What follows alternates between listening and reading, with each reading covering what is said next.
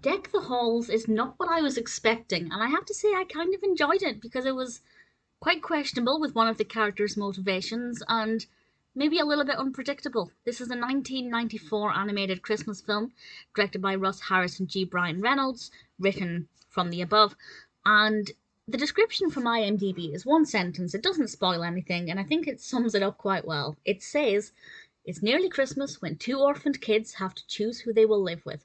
That sounds depressing, but after the initial kind of, oh no, these children are orphans, now what are we going to do?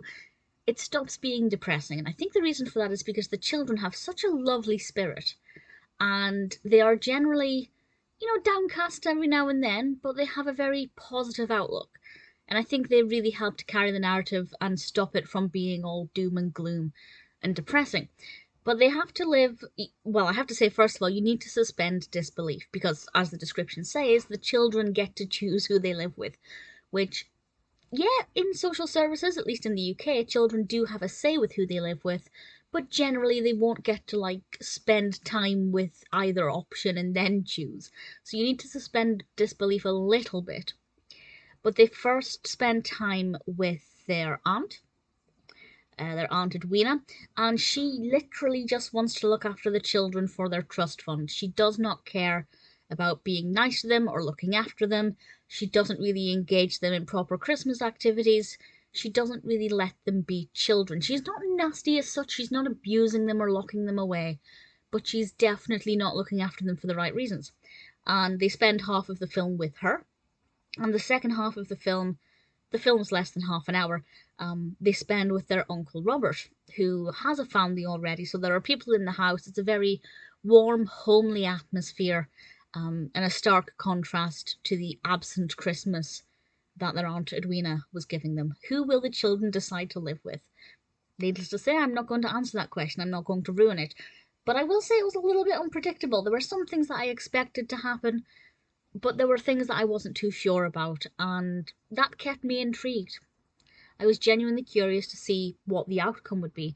As I said, the children themselves are very likable, and they carry the narrative by being very engaging and making me kind of emotionally invested in their future and what they were going to choose. And I had my own ideas for what I thought would be best for them, but whether or not that's what the children agree with, I'm not going to say. With regards to it being festive, it actually is, despite the fact that things aren't maybe the best at their Aunt Edwina's house. There are a lot of decorations, Christmas carols. It is suitably festive. The style of animation isn't amazing.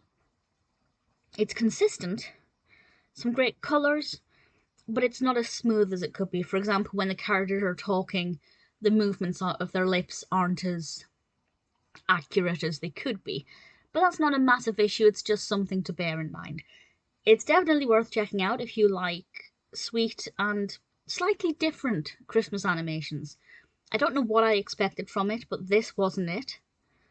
But having watched it, I can honestly say Deck the Halls is very sweet. It's kind of bordering on being a family film. There are some animations that are definitely just for children.